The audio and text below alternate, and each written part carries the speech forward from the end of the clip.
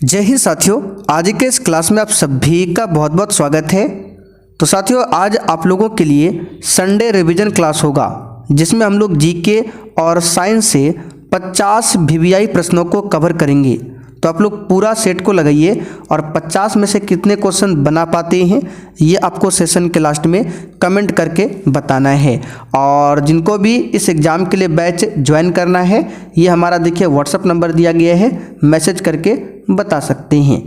तो देखिए, आज का पहला क्वेश्चन है, निम्नलिखित में से कौन सी सेवा अखिल भारतीय सेवा नहीं है।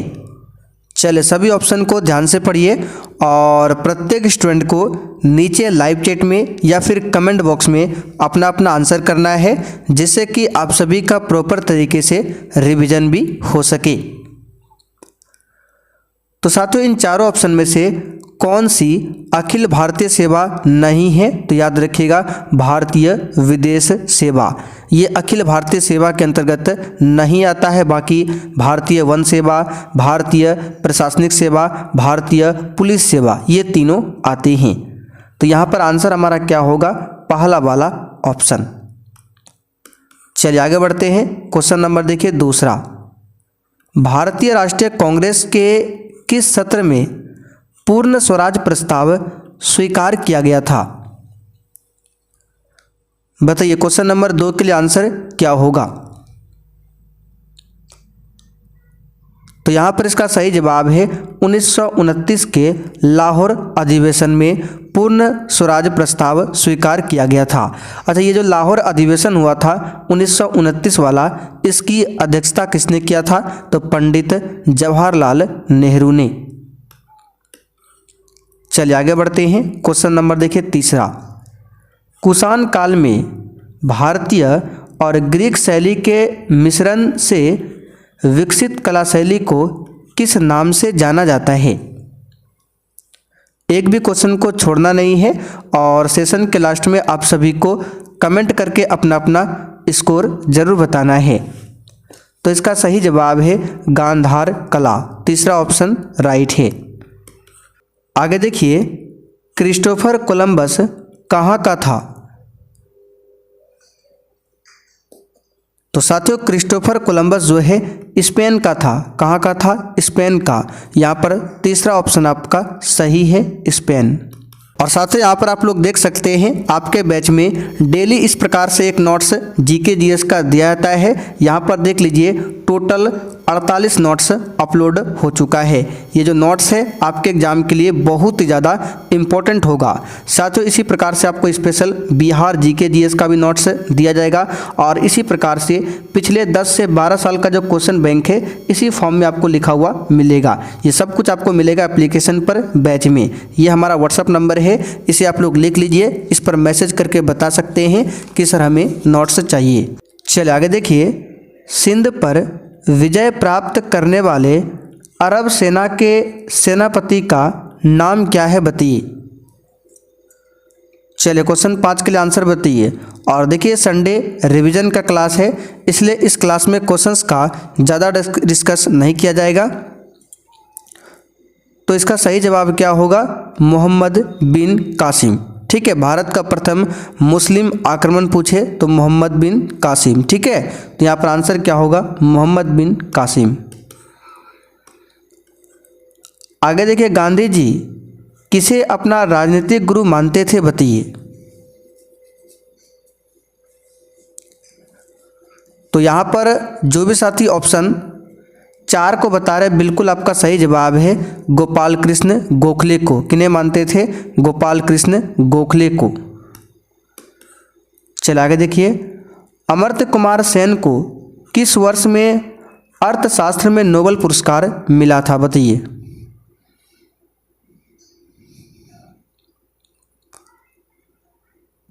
तो यहाँ पर इसका सही जवाब है 1998 में। फर्स्ट ऑप्शन आपका सही है।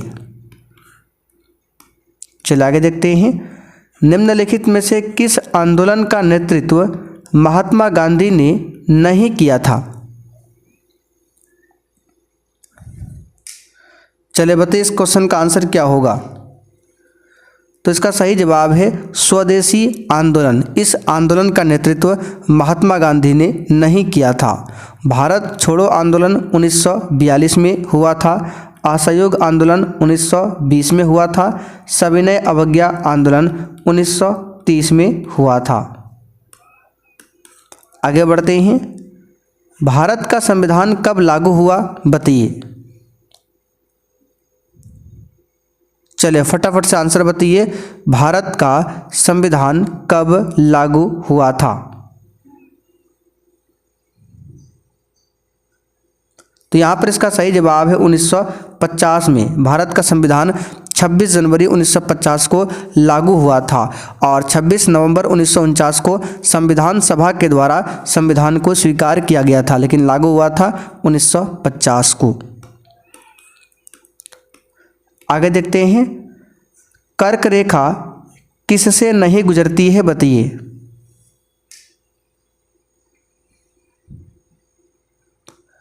तो साथियों कर्क रेखा जो है नेपाल से होकर नहीं गुजरती है। यहाँ पर दूसरा वाला ऑप्शन आपका सही है। कर्क रेखा भारत के बीचों बीच से होकर 8 राज्यों से होकर गुजरती है। तो देश में पूछा गया तो नेपाल से होकर नहीं गुजरती है। आगे देखिए। 1 से 5 मिलियन जनसंख्या वाले शहर को क्या कहते हैं बताइए। चलिए फटाफट से बताइए। 1 से 5 मिलियन जनसंख्या वाले शहर को क्या कहते हैं? तो मेट्रोपॉलिटन बोला जाता है। क्या बोला जाता है? मेट्रोपॉलिटन। यहाँ पर तीसरा वाला ऑप्शन आपका राइट है। आगे देखिए। मदन मोहन मालवीय को महामना की पदवी किसने दिया था बताइए। मदन मोहन मालवीय को महामना की पदवी किसने दिया था? तो यहाँ पर इसका सही जवाब क्या होगा? महात्मा गांधी ने दिया था। किसने दिया था? महात्मा गांधी ने। चलिए आगे देखते क्वेश्चन 13। भारत छोड़ो आंदोलन के समय वायसराय कौन था बताइए।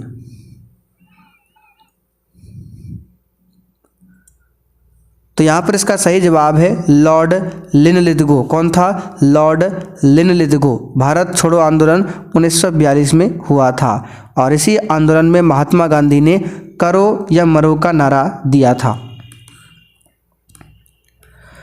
आगे देखिए। भारत सरकार अधिनियम 1935 को दास्ता का नया घोषणा पत्र किसने कहा था बताइए।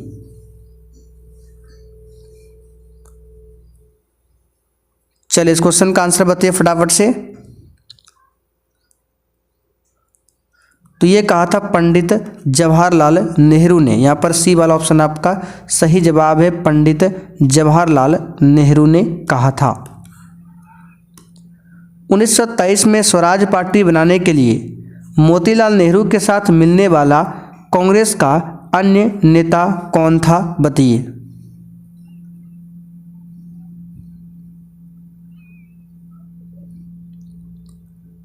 तो यहाँ पर इसका सही जवाब क्या होगा? चित्तरंजन दास। क्या हो जाएगा?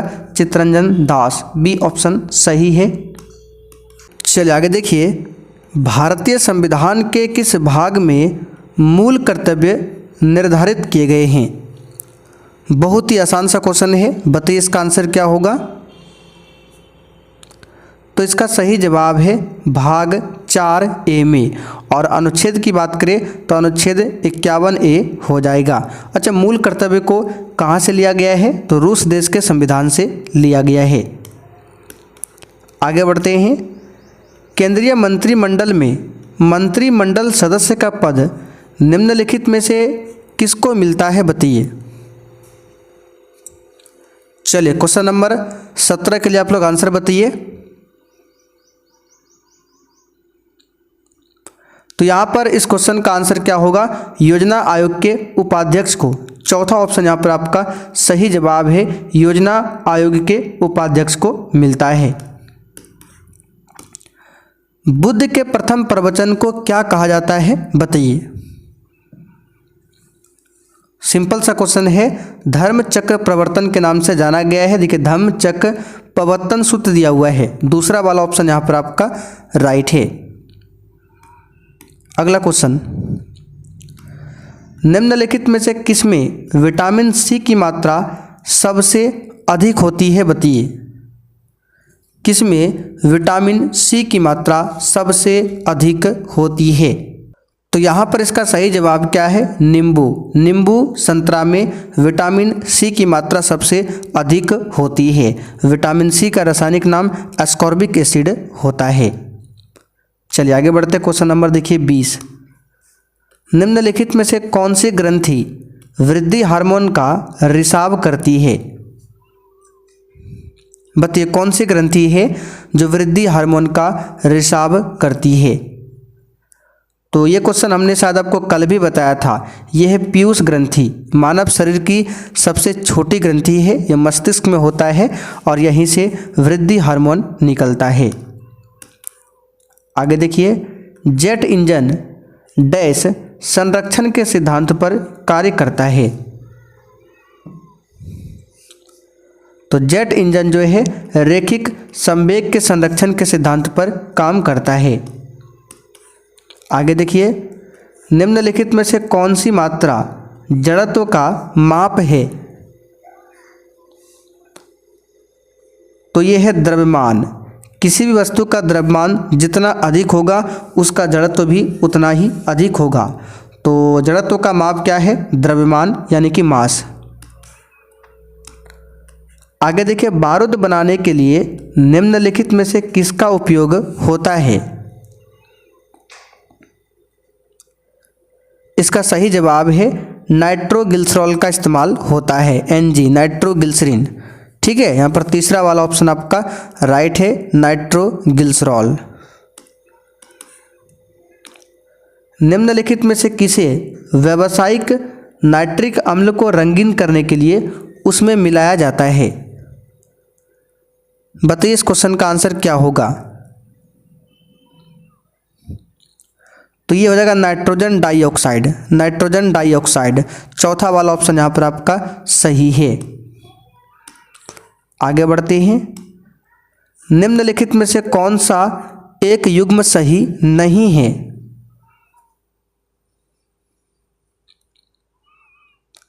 इसका सही जवाब है पांचवी पंचवर्षीय योजना 1961 से 66। ये गलत है। पांचवी पंचवर्षीय योजना 1974 से 1979 होगा, ना कि 61 से 66। ठीक है, आगे देखिए, प्रत्येक 6 महीने में संसद की स्वीकृति लेकर राष्ट्रपति शासन अधिकतम कितने समय के लिए बढ़ाया जा सकता है? अच्छा क्वेश्चन है, बताइए। तो हर एक 6 महीने में संसद की स्वीकृति लेकर राष्ट्रपति शासन को अधिकतम कितने समय के लिए बढ़ाया जा सकता है? तो 3 साल के लिए। इस क्वेश्चन को याद रखिएगा, अच्छा क्वेश्चन है। राष्ट्रपति शासन आर्टिकल 356 में दिया गया है, 352 में राष्ट्रीय आपातकाल है। आगे देखिए, पानीपत की द्वितीय लड़ाई किन 2 सेनाओं के बीच लड़ी गई थी? बताइए। देखिए, पानीपत का दूसरा युद्ध जो है ये 1556 में हुआ था और ये हुआ था अकबर और हेमू के बीच में। सी वाला ऑप्शन यहाँ पर आपका सही है। आगे देखिए, निम्नलिखित में से किसने गदर आंदोलन में महत्वपूर्ण भूमिका निभाई थी?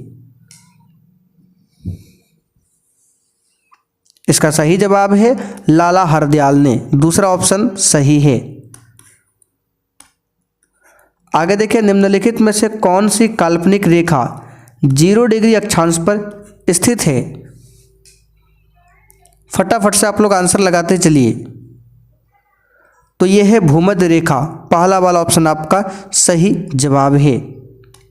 देखिए, यहाँ पर चौथा ऑप्शन में भी भूमध्य रेखा है, कोई बात नहीं, पहला ऑप्शन यहाँ पर सही है भूमध्य रेखा, ये भी भूमध्य रेखा ही है। चलिए आगे देखते हैं 30 नंबर। निम्नलिखित में से किस शहर को भारत का शून्य मील केंद्र के नाम से भी जाना जाता है?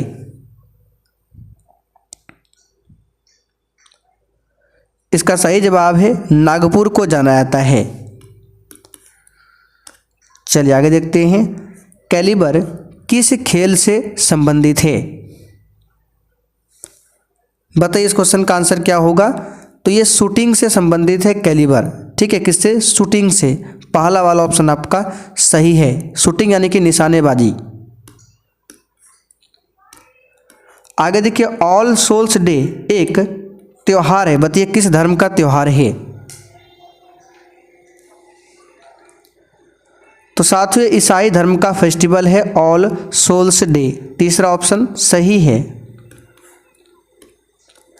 आगे देखिए, निम्नलिखित में से कौन सा जोड़ा सही सुमेलित नहीं है?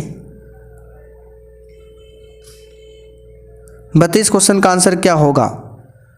तो कोरबा छत्तीसगढ़ में है, नागार्जुन सागर बांध आंध्र प्रदेश, फरक्का पश्चिम बंगाल, तवा जो है परियोजना गुजरात में नहीं है, तवा कहाँ पर है? मध्य प्रदेश में है।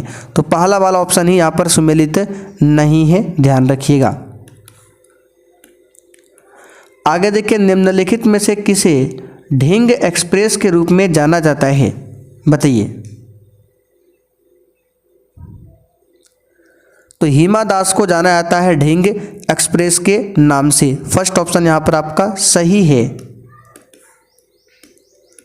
आगे देखिए, मूंगा रेशम भारत के निम्नलिखित में से किस राज्य से संबंधित है?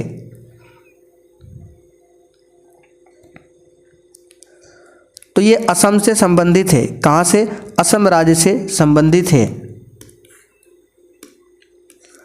आगे देखिए, बिहार के प्राचीन राजवंशों के निम्नांकित में कौन शामिल नहीं है? तो बिहार के प्राचीन राजवंशों में नंद वंश आता है, मौर्य वंश आता है, गुप्त वंश आता है, जबकि मौखरी वंश नहीं आता है। चौथा ऑप्शन यहाँ पर आपका सही है। बिहार में मुस्लिम प्रभुत्व की स्थापना का श्रेय किसे प्राप्त है? सही जवाब है इख्तियारुद्दीन बिन बख्तियार खिलजी को, चौथा ऑप्शन यहाँ पर सही है। आगे देखिए, इंपॉर्टेंट क्वेश्चन है, किस वर्ष पटना में कांग्रेस का 27वां सम्मेलन आयोजित हुआ था?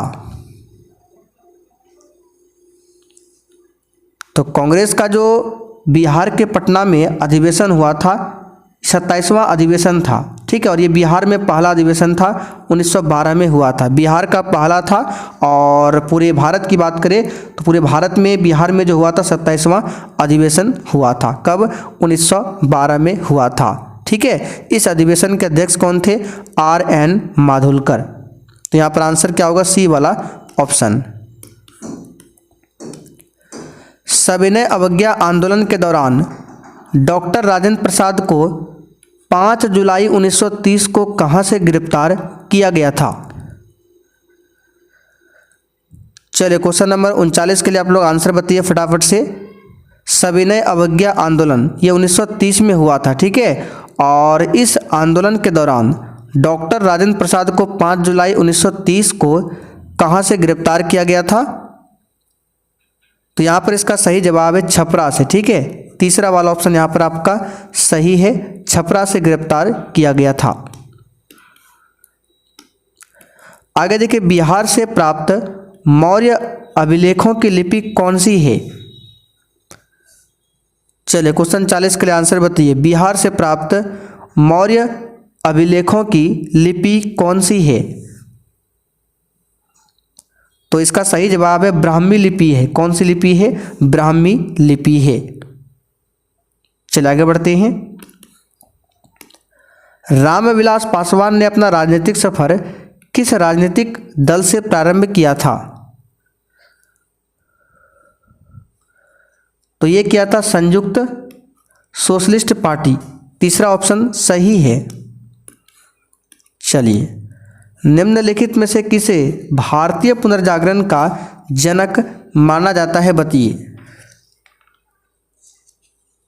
हम आपको पहले ही बता चुके हैं, इस सेट में किसी भी क्वेश्चंस का ज़्यादा डिस्कस नहीं होगा, इसलिए आप लोग भी फटाफट से आंसर लगाते चलिए। तो यहाँ पर इसका सही जवाब है राजा राम मोहन राय को भारतीय पुनर्जागरण का पिता माना जाता है। इन्होंने ही ब्रह्म समाज की स्थापना किया था। तो आंसर यहाँ पर क्या होगा? पहला वाला ऑप्शन।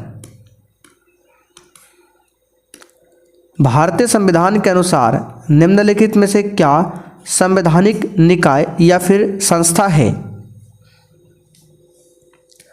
यानी चारों ऑप्शन में से किसका उल्लेख संविधान में मिलता है ये आपको बताना है। तो सिंपल सा क्वेश्चन है, वित्त आयोग का उल्लेख आर्टिकल 280 में मिलता है, इसलिए ये एक संवैधानिक संस्था है। बाकी किसी का भी उल्लेख इसमें से राष्ट्रीय विकास परिषद और योजना आयोग, इसका उल्लेख संविधान में नहीं है। डेमोक्रेसी शब्द किस भाषा से लिया गया है बताइए। तो ये ग्रीक भाषा से लिया गया है। आगे देखिए, हर्षचरित के लेखक कौन थे बताइए। तो साथियों, हर्षचरित के लेखक थे बाणभट्ट। हर्षचरित के लेखक कौन थे? बाणभट्ट। ठीक है, बाणभट्ट जो है हर्षवर्धन के दरबारी कवि थे और इसने ही हर्षचरित की रचना किया है। तो यहाँ पर 45 का आंसर क्या होगा? First option. सारे जहां से अच्छा हिंदुस्तान हमारा गीत किसने लिखा बताइए। तो ये लिखा है मोहम्मद इकबाल ने। तीसरा ऑप्शन सही है। आगे देखिए, प्रथम बौद्ध परिषद कहां पर आयोजित हुआ था? तो ये हुआ था राजगृह में। 483 ईसा पूर्व में राजगृह में हुआ था और इस परिषद की अध्यक्षता महाकश्यप ने किया था। ठीक है, आगे देखिए, भारत में स्थानीय स्वशासन का जनक किसे कहा गया बताइए। तो लॉर्ड रिपन को भारत में स्थानीय स्वशासन का जनक माना गया है।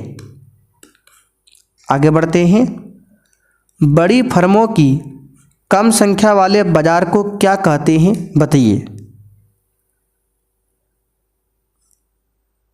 बड़ी फर्मों की कम संख्या वाले बाजार को क्या कहते हैं? तो इसको अल्पाधिकार बोला जाता है। तीसरा ऑप्शन यहाँ पर आपका सही है। क्या बोला जाता है? अल्पाधिकार। चलिए आगे देखते हैं, एकाधिकार बाजार संरचना में विक्रेताओं की संख्या कितनी होती है? देखिए, एकाधिकार जो मार्केट होता है उसमें बेचने वालों की संख्या पूछा गया कितनी होती है। खरीदने वालों की संख्या इसमें बहुत सारा है, लेकिन एकाधिकार मार्केट में विक्रेताओं की संख्या 1 होती है। ठीक है, यहाँ पर तीसरा ऑप्शन आपका सही है। तो साथियों, आज का सेट आपका यहीं पर कंप्लीट होता है। ये एक संडे का रिवीजन टेस्ट सीरीज था। अब आप लोग कमेंट करके बताइए आपने 50 प्रश्न में से कितने क्वेश्चन सही किए हैं। और जिनको भी क्लास का पीडीएफ चाहिए आंसर के साथ में, वन लाइनर जीके जीएस का नोट्स चाहिए, पिछले 10 से 12 साल का question bank one liner form में चाहिए, या फिर स्पेशल बिहार जीके जीएस का नोट्स, सब कुछ मिलेगा। ये व्हाट्सअप नंबर है, इस पर मैसेज करके आप लोग बता सकते हैं कि सर हमें नोट्स चाहिए।